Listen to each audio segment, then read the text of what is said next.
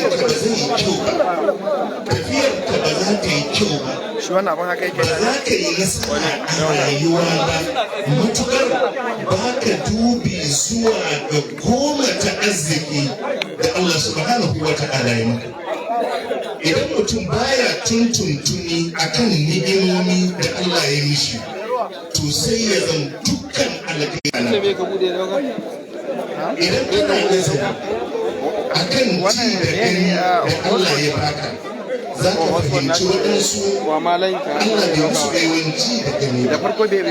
Sanadiyar nazari akan ci da gani zai bambance maka falalar da take tsakaninka da wadda baya gani baya ci. Amma matuƙar ka ɗauki wannan ni'imar kawai normal ce a rayuwa, to zai zanci da gani da Allah ya maka baka more shi ba. Me yasa baka more shi ba? Saboda baka kalle shi a matsayin ni'ima ba. In kuma baka kalle shi a matsayin ni'ima ba, to ba za ka yi godiya ma Allah ba. Wurare da yawa a cikin Alƙur'ani, idan Allah zai ja hankalin bayi zuwa ga abin da zai nusar da su ya amfanar da su a duniyar su da lafiyar su, sai ka ga yana kiran su zuwa ga ni'imomin da ya ni'imtar da su.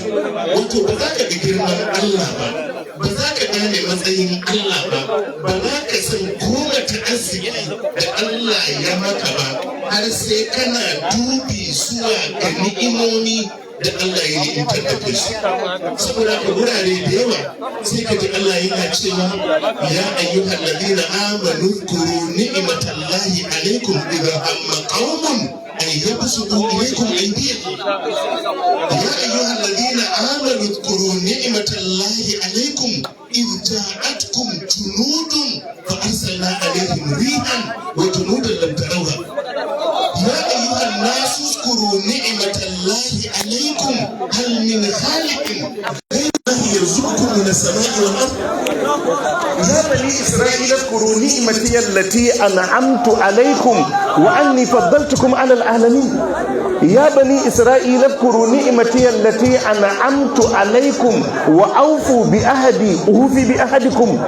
duk lokacin da Allah zai ankarar da kai sai ya ce ka tuna ni'imar da na maka akan abu kaza da abu kaza da abu kaza. Idan kai mai bibiyar ni'ima ne da Allah ya maka, to zai zama matsayin Allah ya bayyana gare ka. Abunda zai haifar zai bayu zuwa gare shi shine kyautata biyayya da da'a wa Allah subhanahu wa ta'ala.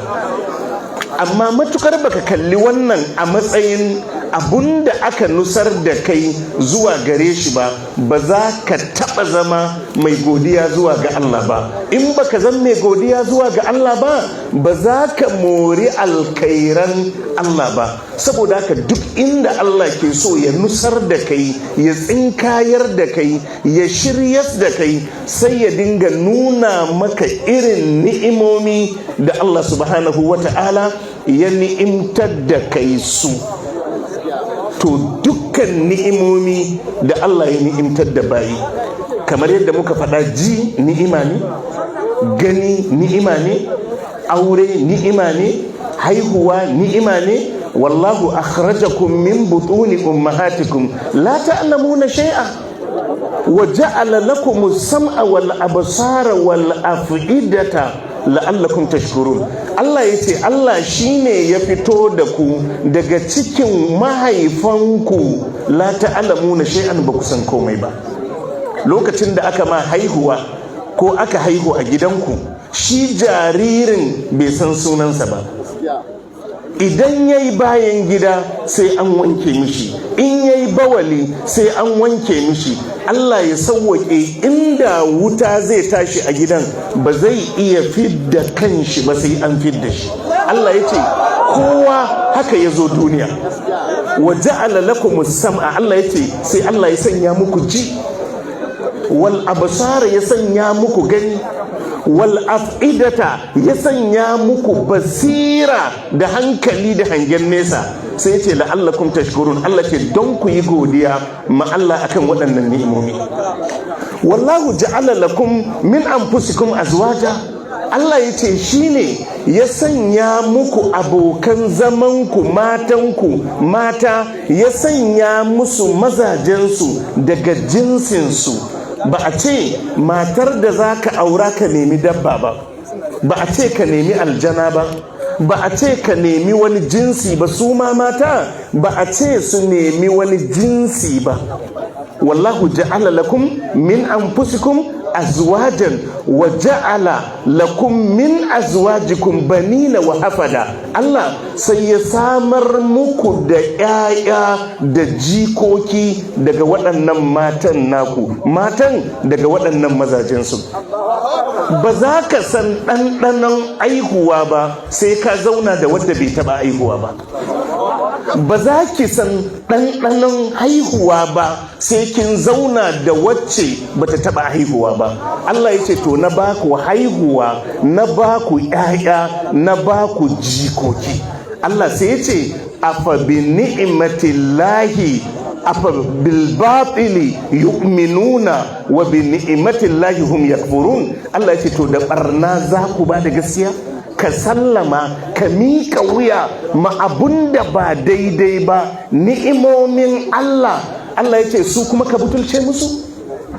Wannan calculation ɗin, wannan lissafin in ba ka da shi, ba za ka taɓa ganin ƙimar auren ba, ba za ka taɓa ganin ƙimar ƴaƴan ba, ba za ka taɓa ganin ƙimar jikokin ba, ba za ka taɓa ganin rufin asirin da Allah ya maka a cikin auren ba. Alam naj'al lahu aynayn wa lisanan wa shafatayn. Allah ya ce ban sa ma ɗan adam idanu guda biyu ba, na sa mai harshe da zai yi bayani. Allah ya ce da kuma labba da zai yi magana da su. Dukkan waɗannan idan suka gushe gabarinka, to a nan ne za ka fahimci alkhairin da ke tattare da su. Duk abin da Allah ya maka, duk abin da Allah ya maka, abin da ke bukata kawai abun ka godiya. Abin da ke bukata abun ka godiya. Abin da Allah ke bukata abun ka godiya. Jama'a, dukkan waɗannan ni'imomi da muka ambata da waɗanda suke nan cike a cikin alkur'ani, duk motsin da ɗan adam zai yi, Allah ya ɗora shi a kan tsari wadda in ba Allah ba, wallahi ba wadda ya isa samar maka da wannan tsari. To dukkan waɗannan ni'imomi da muka ambata, ni'ima ne na ji, ni'ima ne na gani, ni'ima ne na haihuwa, ni'ima ne na rai, ni'ima ne na hankali, ni'ima ne na duk abin da Allah subhanahu wa ta'ala ya maka. Mafi girman ni'ima da goma ta arziki da Allah ya maka shine addini. Mafi girman abin da Allah ya maka na ni'ima shine addini da imani. Wannan addini da aka ce kai musulmi ne, idan farashi ake yi, duniya da abun da ke cikinta ba ta isa ka bayar a baka musulunci ba. Baka isa ka bayar a baka musulunci ba. Rashin tuntuntuni, rashin nazari, rashin duba gatan da Allah ya maka yasa kake ɗaukan musuluncin sakaka, bai taka kara ya karya ba. Duk abinda rayuwa take ɗauke da shi, duk abinda rayuwa take ɗauke da shi, idan harkar noma ne, ni'ima ne da Allah ya ni'imtar da bayi shi, ya hore musu tekuna, ya hore musu duk abinda zai hore musu, amma sai ya bar su da dabarbarunsu da iyawarsu da izininsa wajen fafutukan wannan alkhairi. Saboda haka ido ni'ima ne, amma sai ya baka dama na ka ba ma kanka kariya game da idonka. Duk abin da za ka yi, addini ne kadai Allah ya lamunce ya tsara maka shi da kansa.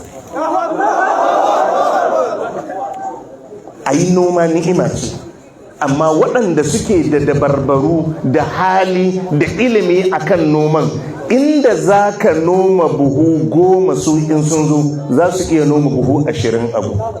Amma addini Allah sai yanayin da zai gudanar da rayuwarsa, to idan abunda aka baka dama da iko a kai wadda ka sha gwadawa kana samun riba ko faduwa, wannan kuma ubangiji ya lamunce ya ajiye maka, wadda shi har abada ba a taba wadda ya yi shi ya faɗi ba. Akwai abin da ya ɗara shi a wajenka? Babu. Saboda haka addini ka fahimci kasantuwarka kai musulmi ne, kasantuwarka kai musulmi ne, ba ka da wani abu mai tsada a rayuwarka wallahi sama da addini. Wasa da addini wasa da rayuwarka ne, wasa da addini wasa da rayuwarka ne, duniyarka da lahirarka. Wasa da addini wasa da rayuwarka ne, duniyarka da lahirarka. Wasa da addini wasa ne da dama da Allah ya maka, ya baka mafi girma. Allah a cikin alkur'ani ya ce al-yawma akmaltu lakum dinakum. A yau Allah ya ce na cika muku addininku. Wa atmamtu alaikum ni'imati. Allah ce na cika muku ni'imomi na. An ba ku abinci, an ba ku ruwa, an ba ku ji, an ba ku gani, an ba ku kafafu, an ba ku duk abin da za a ba ku cikon. Allah ce to na cika muku addini. Wa raditu lakumul islam dina. Allah ce na yardar muku ku je ku rike musulunci a matsayin addini. Wa raditu lakumul islam dina. Allah ya ce na yarda muku ku je ku yi musulunci a matsayin addini. Waɗansu larabawa banu Asad suna daga cikin ƙabilar da suka musulunta, su ba a yaƙe su ba, ba a yi wani artabu da su ba. Wannan karɓar musulunci da suka yi sai suka ga aikaman sun burge ne, saboda haka kamar sun yi wani abun kirki wa Allah da manzon Allah sallallahu alaihi wasallam. Saboda haka ko zama aka yi tare da annabi sallallahu alaihi wasallam sai su dinga nuna mu fa musuluncin nan mun fahimce shi ne, muka yi shi irin dai kamar sun taimaki annabi. Allah ya ce ya munnuna alaika an aslam, suna goranta maka, suna nuna suna da wata falala a kanka an aslamu saboda sun musulunta. Qul, Allah ya ce ka ce la tamunnu alayya islamakum, kar ku goranta mu, kar ku ji kuna da wata falala a kaina don kun musulunta. Balillahu ya munnu alaikum an hadakum lil iman. In ma za a goranta, in ma za a bi bashi, to Allah ne ke da bashi a kanku na falala. An hadakum lil iman, saboda ya shiryar da ku zuwa ga imani in kuntum sadiqin, in dai abin da kuke da awa gaskiya ne. Duk wanda Allah ya mishi arzikin musulunci, to ya mishi arzikin komai a rayuwarsa ta duniya da kuma rayuwarsa ta lahira. Haske ne, haske ne, tafiya ce mai albarka, ka ɗauke ta mafi tsadar al'amari. Aw man kana maitan fa ahyaynahu wa ja'alna lahu nuran yamshi bihi fin nasi kaman mathaluhu fi zulumati laysa bi kharijin min. Allah yace yanzu wanda yake mace wanda ba addini tattare da shi da gawa ɗaya ne, ba shi da amfani a duniya da lahira. Haka rajulun mu'minun min ali fir'aun yace laysa lahu da'watun fid dunya wala fil akhirah. Aw man kana maitan, Allah yace wanda yake mace fa ahayaynahu, muka rayas da shi, waja'alna lahu nuran, shine addini, yamshi bihi fin nasi, muka sanya mishi wani haske da yake tafiya a cikin mutane da shi. Allah ce kaman masaluhu fi zulumat, yayi ɗaya da wanda yake rayuwa a cikin duhu. In ka ga mutum ba addini, wallahi bai san gabansa ba, bai san bayansa ba. Laisa bi kharijin minha, kuma ba fita zai yi a duhun nan ba, in dai ba arzikin musulunci ba ne wannan duhun, ba wani wayewa a duniya da za ka yi ka fita a cikin wannan duhu. Allah mun tuba. Amin. Allah ya ce yanzu wadda yake mace sai ya ambaci wadda yake cikin kafirci yake cikin bata da matacce. A wani gu ya ce wa ma yastawil a'ama wal basir wala zulumatu wala nur wala zillu wala harur wa ma yastawil ahya'u wala amwat wa ma yastawil a'ama wal basir. Allah ya ce ai makaho da mai gani, Allah ya ce ba za su daidaita ba. Ka duba wani misali ko ɗan shekara 2 ne ba zai daidaita tsakanin mai gani da wanda yake makaho ba. Wa ma yastawi al-a'ma wal basir. Allah ya ce ba za su taba daidaita ba, makaho da mai gani. Wala zulumatu wala nur, haka dufai da haske. Ko yaro ne na goye ana ɗauke wuta sai ya fara kuka saboda ya ga duhu. Wala zillu wala harur. Allah ya ce da rana da inuwa ba za su daidaita ba. Wa ma yastawi al-ahya'u wal amwat. Allah ya ce da rayayyu da matattu ba za su daidaita ba. Wa ma yastawi al-a'ma wal basir. A'ama shine wanda yake cikin duhun kafirci, wanda yake cikin duhun jahilci, wanda yake cikin duhun bid'a. Albasir shine wanda yake musulmi mai imani. Wala zulumat wala nur, wanda yake cikin dufai shine wanda yake cikin duhun kafirci da jahilci, wanda yake cikin duhun sabon Allah da munanan ayyuka. Wala zillu wala harur, wanda yake cikin inuwa shine wanda yake cikin musulunci. Wanda yake cikin rana shine wanda yake wajen musulunci. Wa ma yastawi al-ahya'u wal amwat. Allah yace da rayayyu da matattu ba za su daidaita ba, ba za su daidaita ba. Wanda yake cikin musulunci a raye yake shine Allah yace aw man kana maitan fa ahyaynahu. Ba wata rayuwa mafi alkhairi kamar rayuwar musulunci. Ka rike musulunci da kyau. Baka da wani abu da Allah ya maka ni'imarsa mafi tsada a rayuwarka kamar addini. Ka rike musulunci sama da yadda za ka rike kasuwarka. Ka rike musulunci sama da yadda za ka rike ofis ɗinka. Ka rike musulunci sama da yadda za ka rike 'ya'yanka. Ka rike musulunci sama da yadda za ka rike kasuwarka.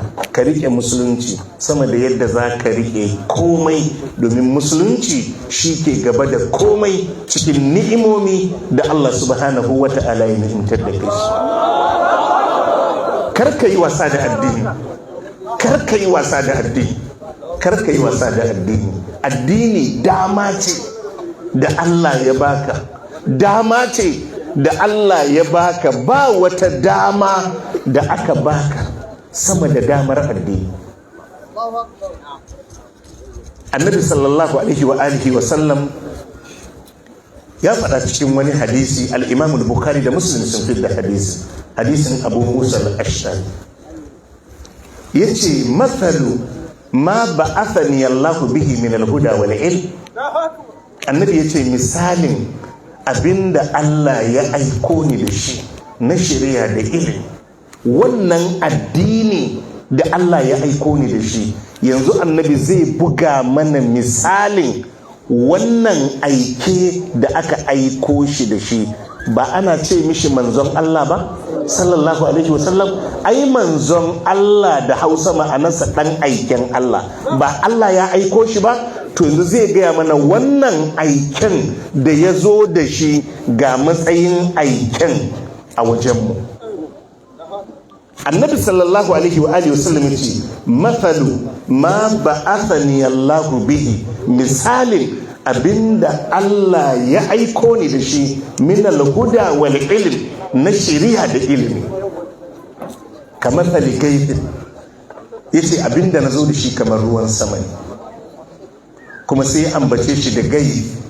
wa huwa alladhi yunazzilu al-ghaytha min ba'di ma qanatu. In an ce al-matar shine normal ruwa da ake yi irin ruwan da aka yi yau. Al-ghayth shine ruwan da ya biyo bayan fari, amfani ya fara canzawa, manoma sun fara lissafi bibbiyu, anya ba da a yi asara ba, dabbobi an fara shiga halin kakani kayi. So lokacin da ruwa ya zo sai a ce mishi gayi, sai ce to abinda na zo da shi kamar ruwan sama ne, domin ya zo ne ala fataratin minar rusul. Duniyar a lokacin rayuwar jahiliya ake yi. In an ce rayuwar jahiliya da Hausa ka ce rayuwar dabbanci.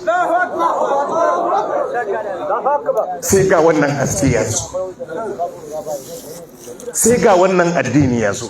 Annabi ya ce mathalu ma ba'athani Allahu bihi, misalin abinda Allah ya aiko ni da shi, minal huda wal ilmi, na shiriya da ilimi, ka mathali gaifin, kamar ruwan sama ne, asaba arban da ya zo ya zuba a bayan ƙasa, wani yanki na ƙasa.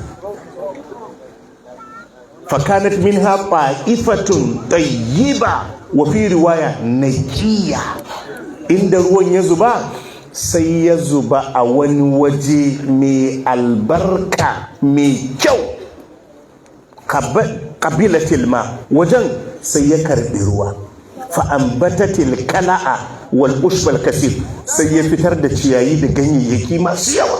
Jama'a muna fahimtar misalin? Annabi ya ce misalin abinda na zo da shi kamar ruwan sama ne. Ruwan da ya zubo sai ya sauka a wani lardi, a wani yanki, sai aka dace inda ya saukan waje ne mai kyau mai albarka, kabilatil ma, wajen sai ya karbi ruwan, fa'ambatatil kala'a wal ushbal kasir, wajen sai ya tsirar da ciyayi da ganyayyaki masu yawa. Wa kana minha ajadi, to gefensa kuma akwai busasshen waje wadda in ruwa ya zuba baya shanyewa. A nan dama ake samun korama wadda za ka samu shekara guda ruwa bai kare abin ba. Amsakatil ma, wajen sai ya rike ruwan, fa nafa Allahu bihan nasa, Allah sai amfanar da mutane da wannan lardi. Fasharibu wa saqaw wa zarabu, suka sha, suka yi shuka, suka shayar da dabbobinsu. Wani yanki ne wajen Allah ya albarkace shi, yana nomuwa rani da damuna, sannan ga nan ƙoramai, za a yi noman rani, za a sha, za a shayar da dabbobi. Shine fannafa Allahu bihan nasa, Allah sai ya amfanar da mutane da wannan gobe. Fasharibu, suka sha, in suna bukatar ruwa akwai ruwa mai daɗi mai garɗi. Wasaƙau, suka shayar da dabbobinsu. Wa zara'u, suka yi shuka rani da damuna. Yanzu wannan lardi, wannan waje, akwai wanda ba zai iya rayuwa a gun ba?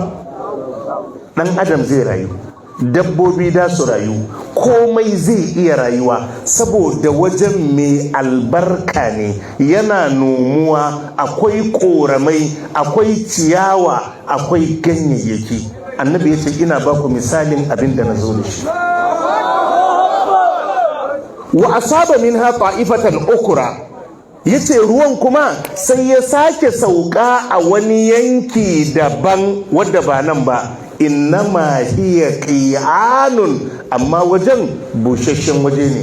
Qi'an jam'i ne na qa, fa yadharuha qa'an safsafa, kaman kan kwalta, kaman fa'a inda ruwa baya fita. La tumsikuma, wajen baya rike ruwa. Wala tumbitu kala, sannan baya tsirar da ciyayi.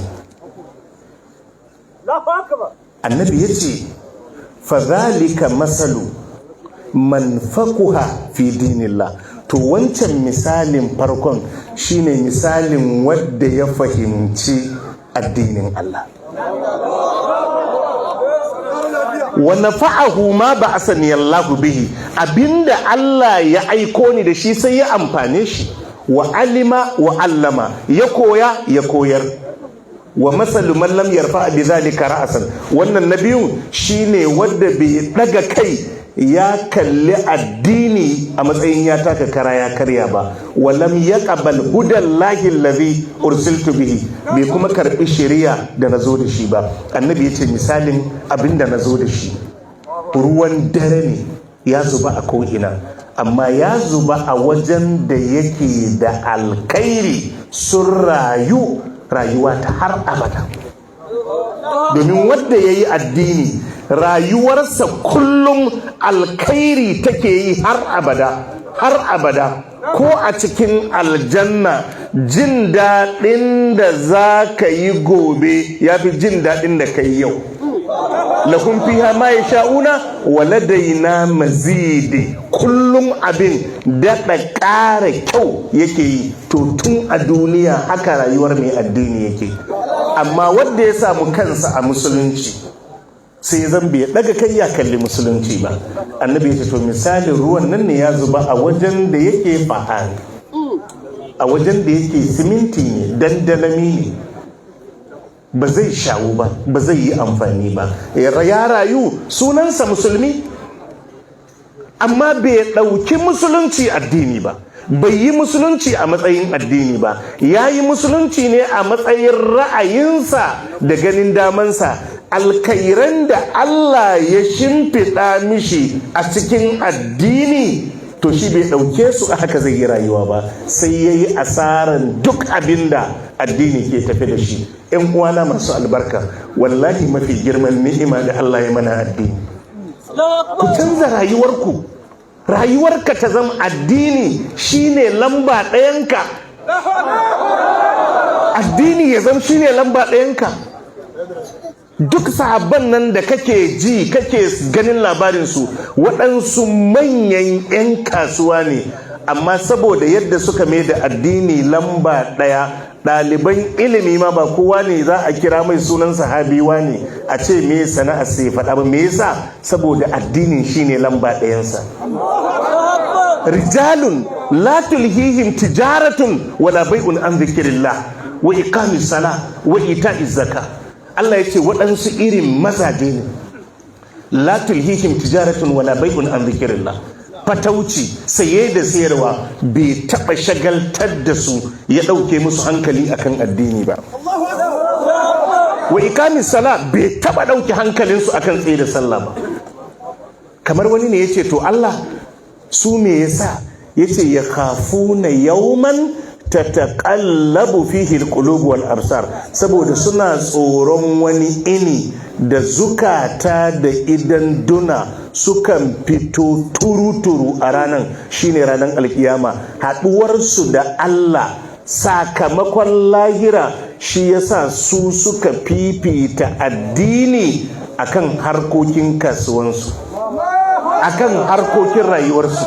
Sun yarda addini ya zama shine abu na farko a rayuwansu. Me yasa Allah ce kafuna yawman tataqallabu fihi alqulub wal absar? Suna tsoron ranar da zukata da idan duna sukan jujjuya a wannan ranar, shine ranar alkiyama.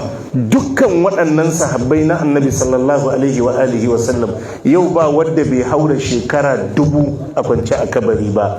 Duk addinin yanzu suke mora, amma kasuwar ta kare. Duk abin da kai na addini, shi addini ana tafiya da shi har kabari. Amma in kai kafinta ne, a nan za ka bar kafintanka.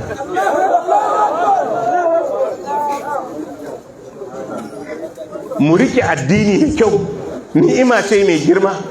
Kar ka yi wasa da addininka, kar ka yi wasa da al'amarin addini.